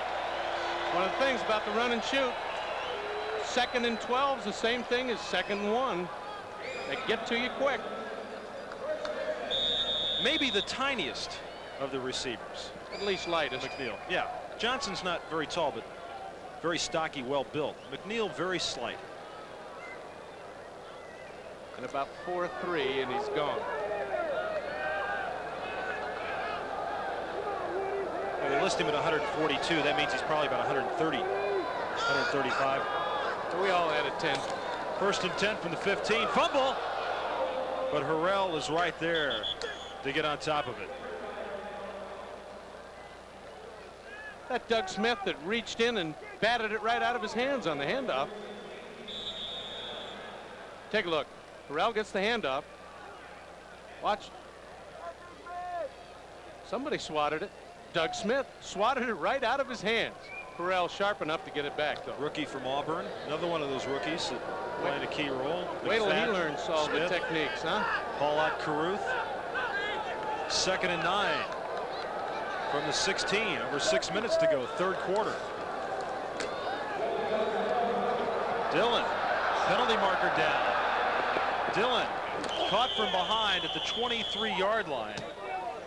And a penalty marker is down on the play as Ken Kelly chased him down from behind. And Holding 46 on the offense. Todd Fowler. Second down over again, and again long yardage for the run and shoot offense. Essentially the same when it's 6 or 12 or whatever. Fowler 46 gets his shoulder in, knows he's beaten, so he sticks a hand up in his It was a double jersey. team with Robinson right there, and that's just not a very smart play by Todd Fowler. You're supposed to know when you're double teaming someone, so that if you can't contain it, then you got your backup guy, right? Let the other guy mop up for you instead of holding. 2nd and 17. The ball is pushed back to the 8-yard line. Clock running down with 5:38 to go. 3rd quarter. Johnson in motion. Dillon going deep. I want to tell you, he had Sanders open on the near side. It looked like the pass was in the area of McGee, but no way he was going to get close to it. I think that shocked Dillon. He had 2 of them running free and didn't know what to do with it or where to put it. That was just your basic streak. And these guys run your basic streak with a lot of speed. Well, Todd is not upset at himself, or he's yelling at his wide receivers.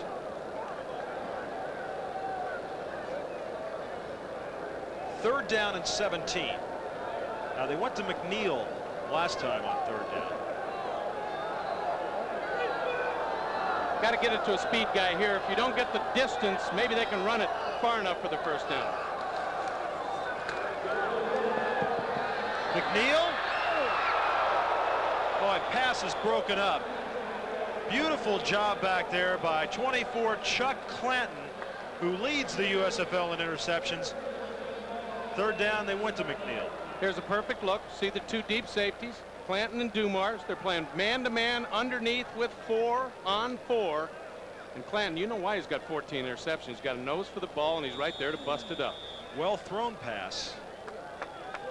Another look. Clanton, he knows. He knows they're going for the speed man because they've got a long way to go for the first down. Smart safety. Corral standing just a couple of yards from the back line of the end zone on 4th and 17. McFadden at the 40-yard line.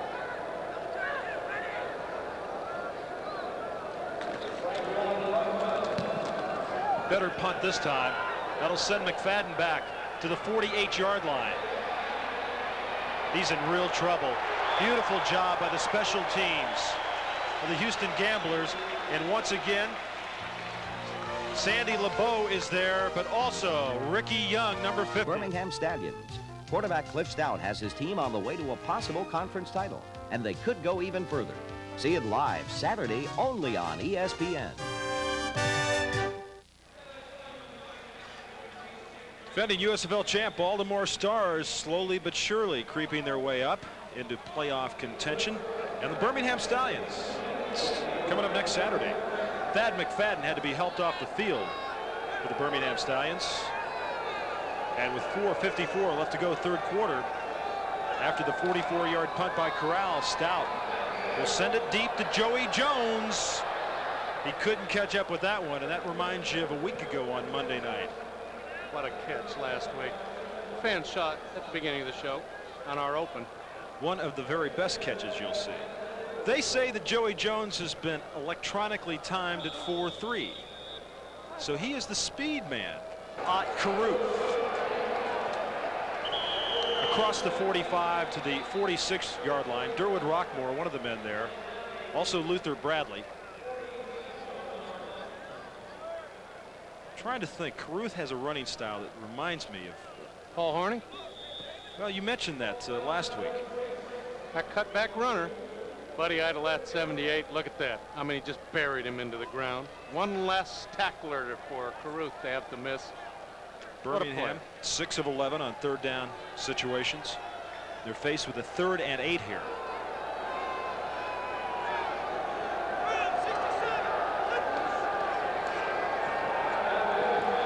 Stout, Toller. Who else on third down at the 41-yard line? Mitchell makes the tackle. You think they might start doubling him on third down? I mean, is that... He can't really do it because he hasn't got the speed to hurt you, and it can't take the double coverage off Jones. He's the one who beats you deep and hurts you on third down. Toller, I mean, you can't get much better coverage by Mitchell. He's just going to catch the football for you in the tough situations. That's what they pay him for. 7 out of 12 now in third down situations for Birmingham, and they have a 1st and 10 at the 40-yard line.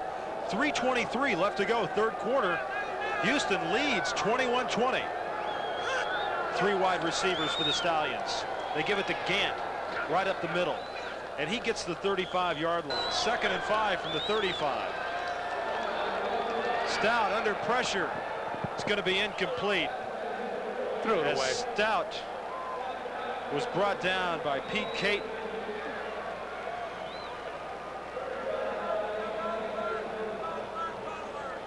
No touchdowns, no interceptions tonight for Cliff Stout. Got a few weapons he's missing, but doing a good job with what he has. He's made Toller work when he's supposed to. He's had used Jones. He's used Caruth. 3rd and 5 at the 35-yard line. 2:29 to go. Is it Toller again? Maybe they'll cross him up this time. Sending Toller deep, it hits Jones underneath. Good change. And it's a first down. And you know what? Toller was open deep too. You know Stout wasn't going to look for him though. That's a smart changeup. I like that move. Will Lewis makes the tackle. Here comes Toller. Watch. He's going to get deep. Mitchell grabs. See, now Mitchell didn't think he was going to run the deep route either. That's right. But you know Stout's not going to look for him. 9 times out of 10, Toller's never going to beat anybody deep. Good play selection by the Birmingham Stallions, and they have it 1st and 10 at the 28-yard line. Less than 2 minutes to go, 3rd quarter. Coles, hard runner inside the 25, down to the 23-yard line. The right side of the Birmingham Stallions offensive line doing the job, and that's Pat Saindon, 74, Pat Phoenix, 71. And so far tonight, the matchup of Phoenix and Browner has been a nolo contendere. You haven't seen him all night, have you? Except once to show you that he was getting whipped. That being Ross Browner. 2nd and 5. Good possession drive by the Birmingham Stallions. Gant, big hole, penalty marker down, as Gant is close to 1st down territory, but a penalty marker is down. Holding, 74 on the offense. Well, just as we sing the praises of the offensive line, Pat Saindon, who, as you notice those arms, he is a strong guy. At Vanderbilt, they had a contest to see who was the strongest man on campus, and this guy, hands down. Nope, nobody showed up to challenge him, is what you're saying. You can see that nice fitted jersey that all the offensive linemen wear now shows off the arms. Sure does. It's tailor-made. They pleat it on the sides, bring it in real tight, so that defensive linemen can't get a hold of you and throw you out of the way. They can't slap you upside the head anymore. Being an offensive lineman, it's like a day at the beach nowadays. That's right. Extend your arms. Hold if you're not at the point of attack. 2nd and 15 at the 33-yard line. Less than a minute to go. Stout has to move it up. Ooh, Diayala hits him at the 30. That play broke down in a hurry. Stout takes a very deep drop, sometimes 10 to 11 yards. When you have control receivers like he does, Joey Jones the only one with speed, you want to take that deep drop. Also, when you've got a back like Joe Cribbs, you want to give him a chance to run at the linebacker and then make his break, etc. And if you get the deep drops, that'll help you give your receivers time. As you watch Cliff Stout walk off the field, he hasn't put on weight. That is the flak jacket that is protecting his ribs. And we've completed 3 quarters of play at the Astrodome in Houston, Texas. The Gamblers leading the Stallions 21-20, and we'll be back with the final 15 for you right after Dome in Houston, Texas. Gamblers with a 1-point lead, 21-20, 3rd down and 12 on this sustained drive for the Birmingham Stallions. 3 wide receivers. Stout going deep for McFadden. Penalty marker, he was held.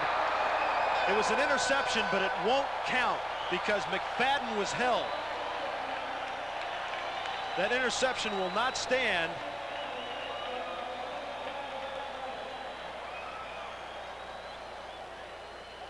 Rookie number 80, Thad McFadden, said, "Hey, let go of my shirt." Holding, number 21 on the defense. 1st down. Adrian Simpson, who has just checked in, the 5th defensive back, was beat. And here's a graphic display.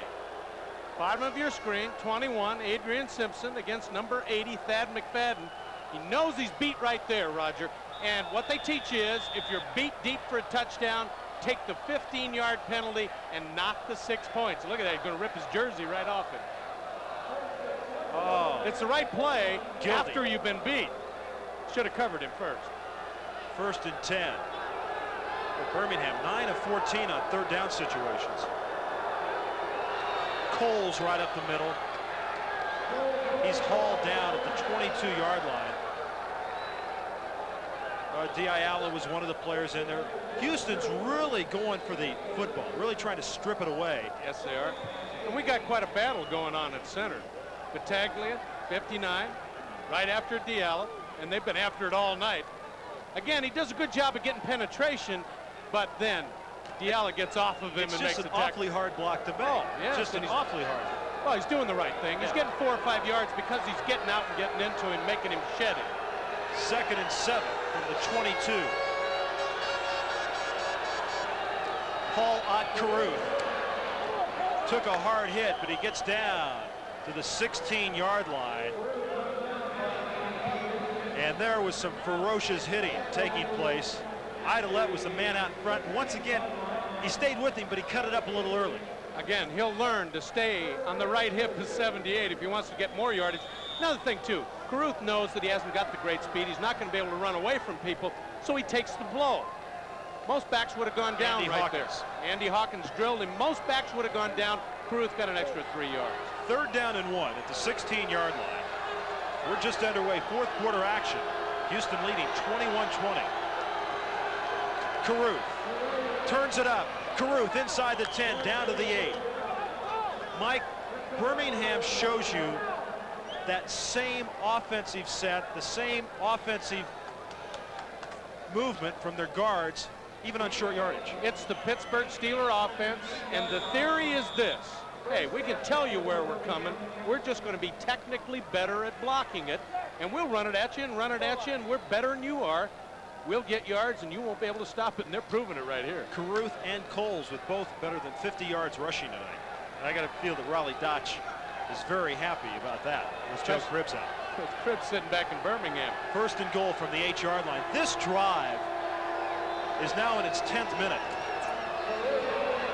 Carruth can't get it, and it's Kiki Diayala. That Houston defense has been on the field a long time. That's a problem. They've had a lot of injuries. You talked about Fitzpatrick. Talked about some injuries in the secondary. Offensive line. And there's nobody on the Houston defense to go and say, hey, come in and give this guy a blow. They've got to be out there and play.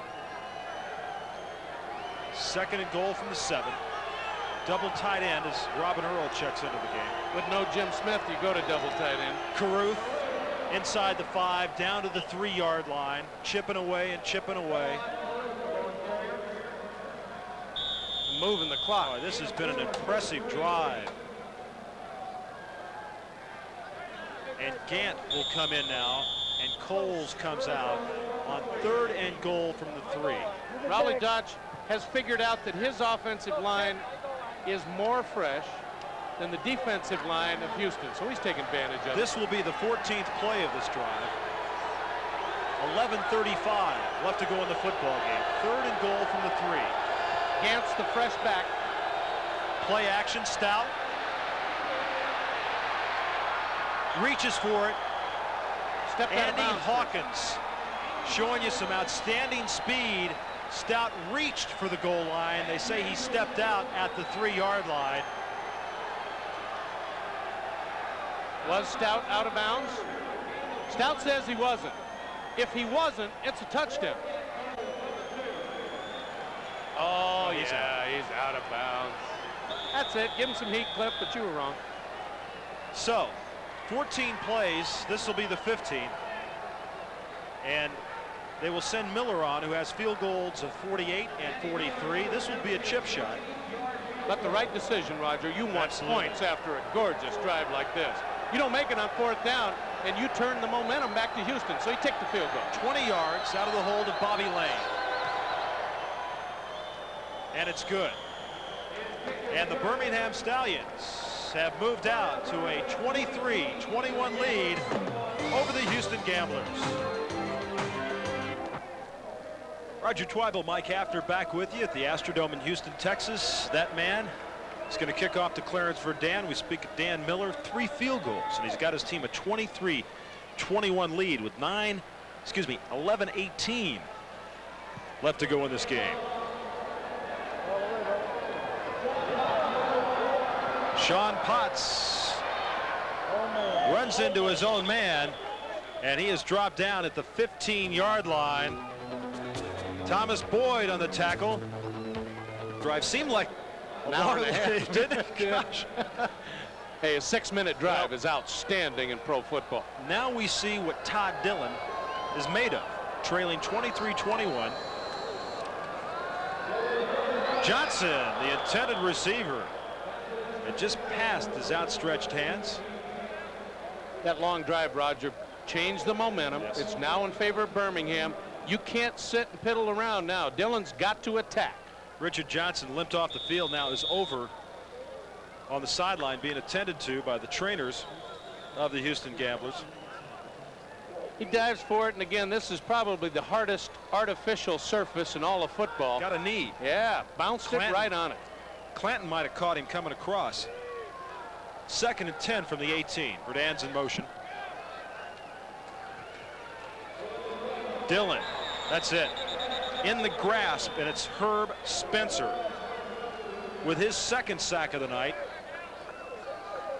Once again, the linebackers. And Mike, why is it? Why on this team the linebackers get more sacks than the people up front? Playing 4 down linemen, so you've got an offensive lineman over a defensive lineman, and they're not going to get away from them except maybe 1 out of 5 plays. So in order to get an effective rush on the quarterback, you pressure 4 and you send 2 linebackers and nobody to block them, and that's the way you get to the quarterback. 3rd down and 16 from the 12-yard line.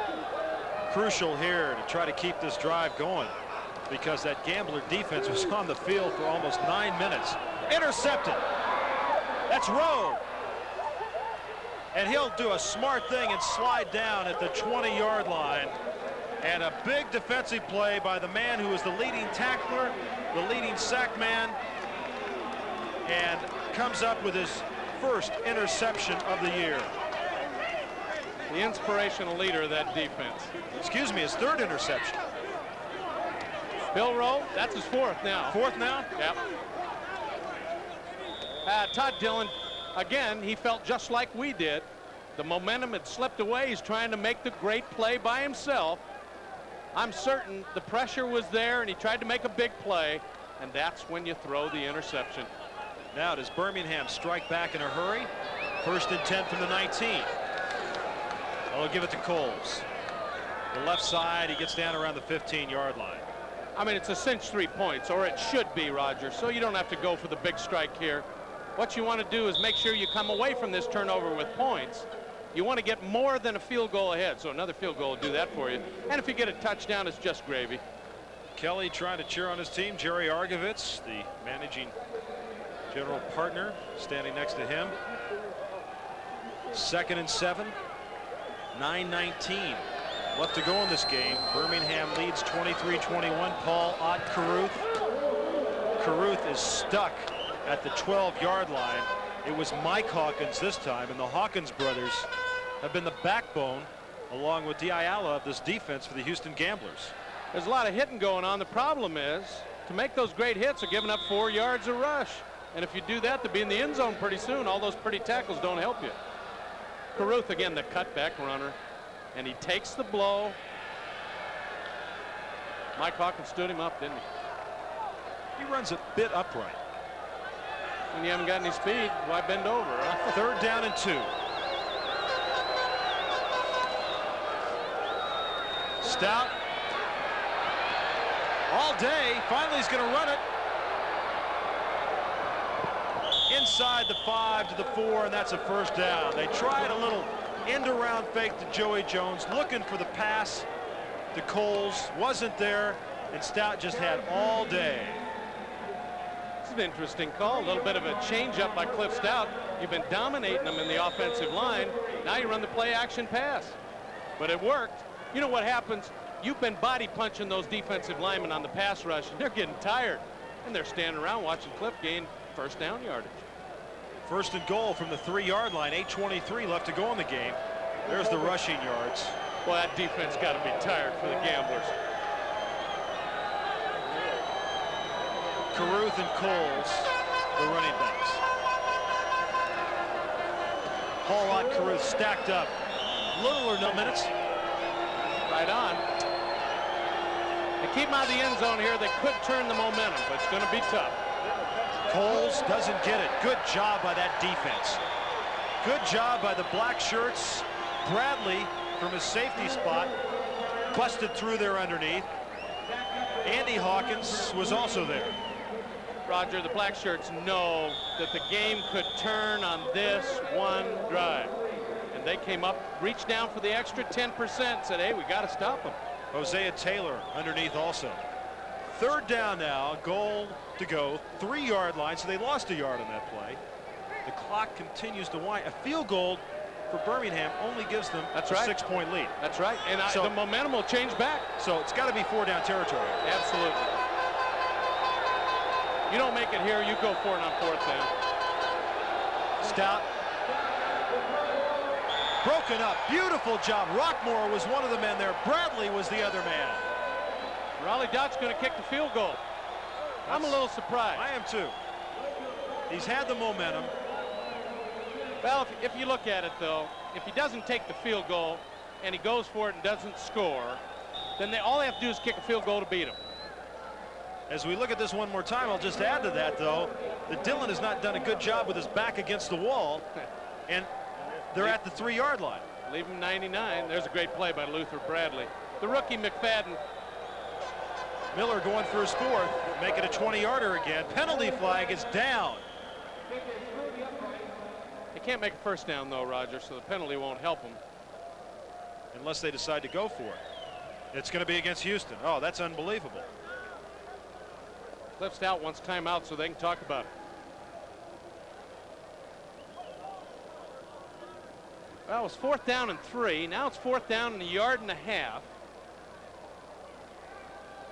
If you don't make it, a field goal can beat you.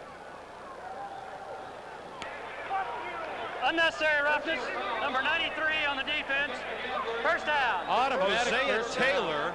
Oh, Unnecessary roughness. Automatic 1st down. that's a killer. Jim Eddy, defensive coordinator, next to Jack Pardee. They don't score on this play because the wind was just taken out of the sails of that Houston defense. Boy, Andy Hawkins is having a few words with the officials. Oh, that's a tough call. Just a tough call. 6:48 left to go. 1st and goal from the 2-yard line.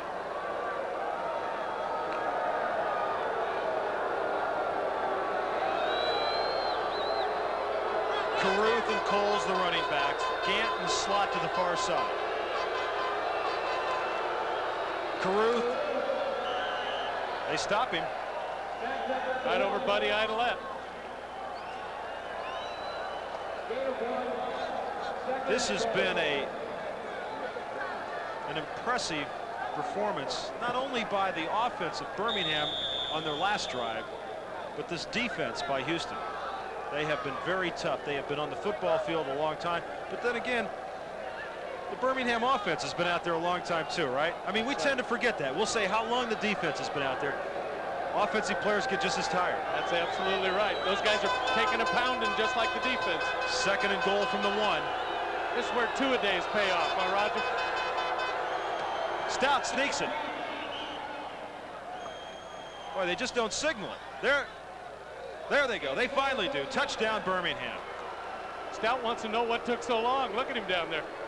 Well, he's 6'4". All he's got to do is fall down and he's in the end zone, right? So Cliff Stout with his 5th rushing touchdown, and he's got a smile on his face. Battaglia, the center. Stout knows that defense is tired, and he's a good athlete. He was in by 1.5 miles. The guys on the sides, they just can't get their hands up. You know, it's Here's a crucial extra point by Miller. They got an 8-point lead right now. 29-21. Of course, the 2-point conversion is in effect in the USFL, so Miller wants to make it 9. Oh, goodness. Penalty marker down. He missed it. He hooked it. There is a penalty marker down. And I'll tell you, Kiki Diala just threw his helmet down.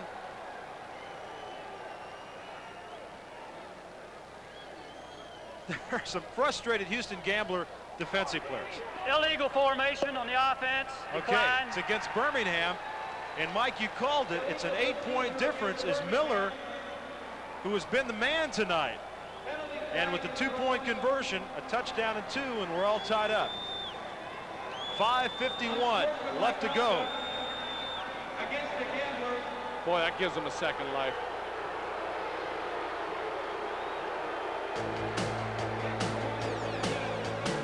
Houston, unsportsmanlike conduct on Kiki Diala. It was stepped off. and consequently kicking off from the 50 and out of the end zone, and Houston will have it 1st and 10 from the 20 with 5:46 left to go. 13,202 in attendance here at the Astrodome. Dillon Johnson knocked out of bounds at the 27-yard line. We say once again 13,202. Last week 12,696, the lowest in the 2-year history of the franchise, simply because I think a lot of people feel this team is not going to be here next year. That doesn't help when you're trying to sell tickets. Been a lot of rumors. Hawaii, Chicago. Sure, if you ask the players and if they had a decision to make, it would be West. Oh yes, over there where it's 72 degrees every day of the week. 2nd and 3 from the 27. 5:41 left to go. Verdun in motion. Gamblers have not scored in the second half. Harrell still on his feet across midfield down to the 45-yard line.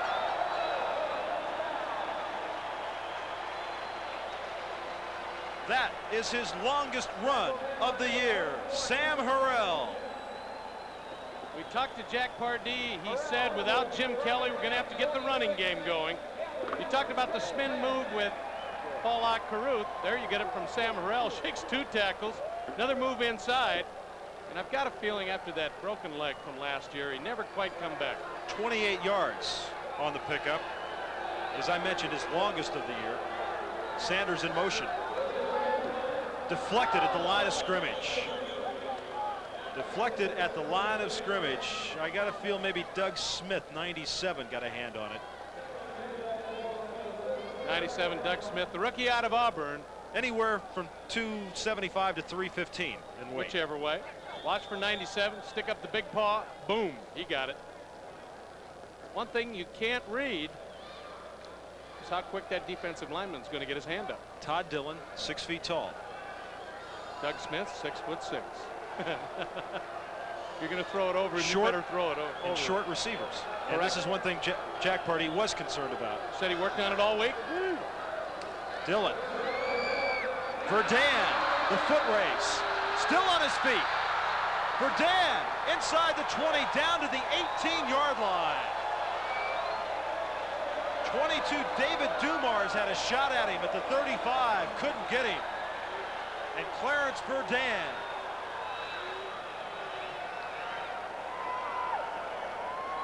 ...24 yards on the catch and run. The one thing you can't coach, Roger, is speed. You either got it or you don't. And if you've got it, you use it to your advantage. And that was what it was. Just flat speed. Outran everybody. They mark it out at the 22-yard line. 1st and 10, 4:44 left to go.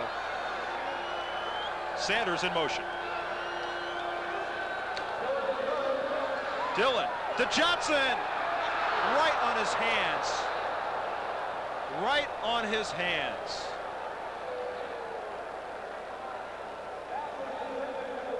I've got a feeling Richard Johnson couldn't decide. You bring the backup guy in. It's all attitude. You know, Sure I mean, Dillon says, hey, I know the guy's a good receiver. It's important you go right back to him. Only the leader in the USFL last year.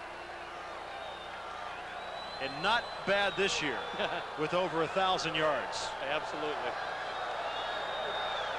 1st and 10, penalty marker down. That's a good point, Roger. If Johnson is going to burn you twice, False start, number 65 on the offense. then it's not your night anyway. Well, he's one of the best. Dan Rosado, in between Rosado and Robinson, they've had some penalties called on him tonight. That makes it 1st and goal from the 15, but what it does do, it gives the run and shoot a little bit more room to operate in. If you're going to open up the middle, that crossing pattern that's been so successful, you've got to be able to get somebody deep so that you can open it up between the backs and the linebackers. Mike, they've been successful underneath. 4:32 left to go in the game. McNeil can't quite get it. There's that fade route, timing, and again, Dillon hasn't been in there to throw it in game action. And it's a matter of timing when you're throwing it over the outside shoulder. McNeil, with all of his speed, he's the motion man. He gets outside, and they call it a fade route. The reason is the receiver fades into the ball.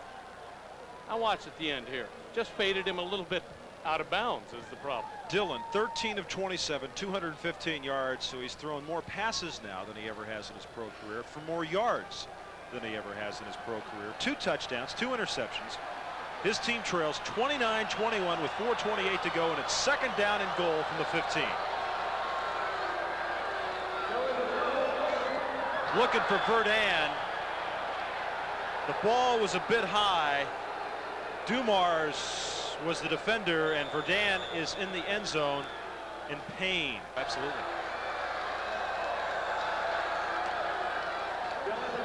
Dillon's got to get away. He does.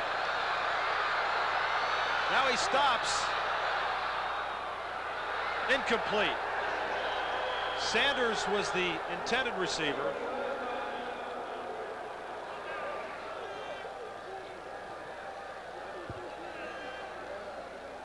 Sanders was the intended receiver. It goes incomplete, and we said 4 down. No, it's not going to be 4 down territory because Fritsch will come on to attempt the field goal with 4:14 to go. I think that's a smart call. I probably got carried away in the excitement. They still got all 3 timeouts. And Tony, who's missed only 2 this year, is like money in the bank. Cuts the lead to 5. The veteran Tommy Myers comes on. Takes away the fact that you have to make a 2-point extra point. 32-yard field goal attempt for Tony Fritsch. Got to plant it in the dirt. Hit the bar and came back. Had to plant the foot on the pitcher's mound, and I think it slipped a little bit, and it gave him makes him hook it then. Hit the upright. And with that, the fans start to depart the Astrodome. Watch the reaction. Tony knows he hit the post.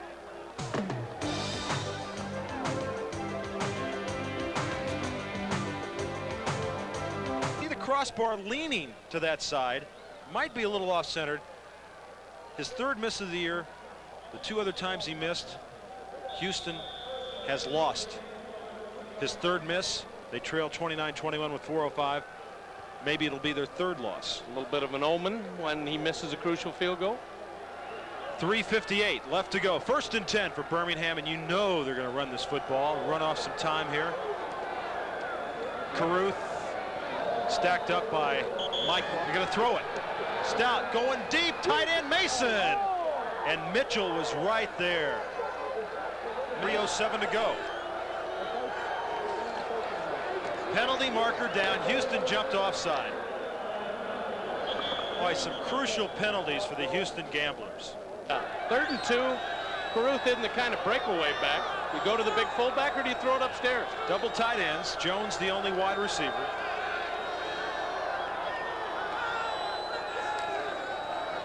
Paulot, Caruth, got it. 1st down. Big play. Well, you want to talk about star of the game.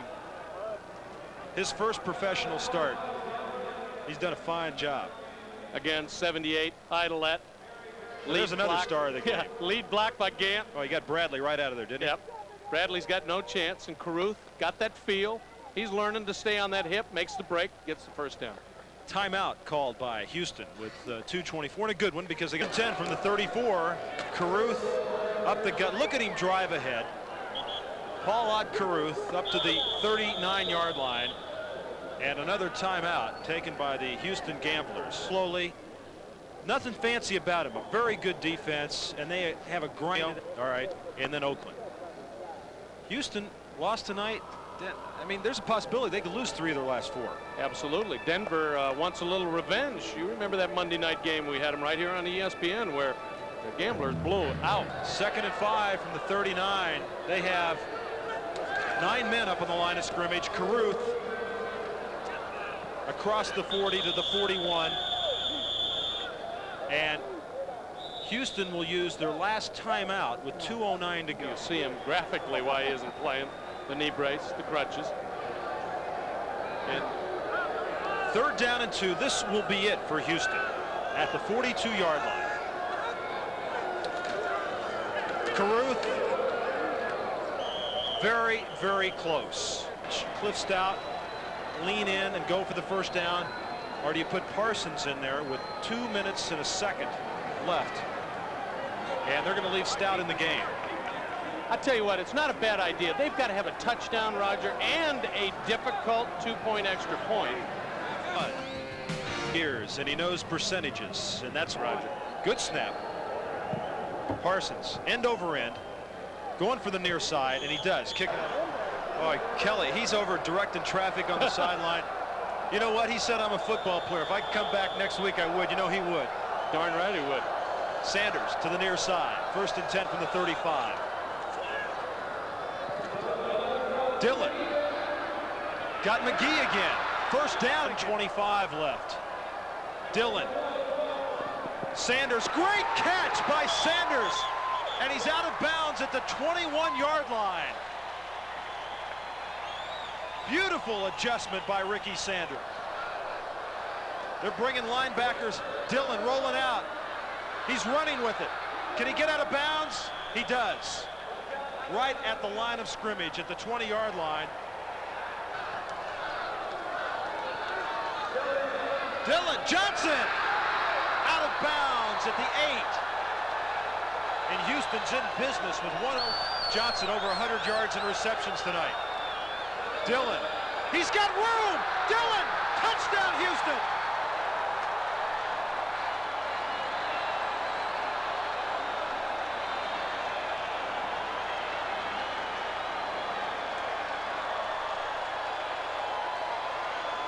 Point conversion upcoming. That's the football game right here. You'll remember the Gamblers have no timeouts.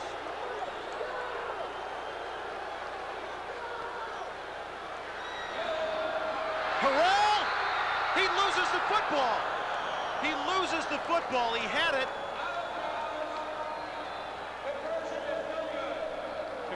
Conversion is no good.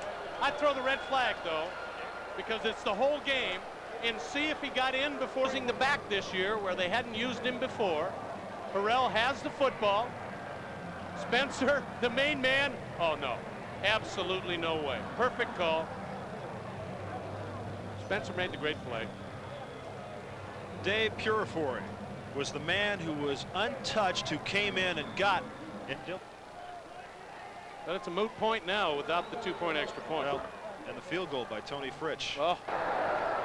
Robin Earl, the big tight end, grabs it. He's got good hands. And he just won the football game for his team. The Gamblers will fall to 9-6. Going to be it. You know when it pays to be short? When your name's Lafitte Pinkai Jr. and you get 10% of the purse. Raleigh Dotch, Jerry Sklar, the president of the Stallions. Rowe, who had the big game defensively.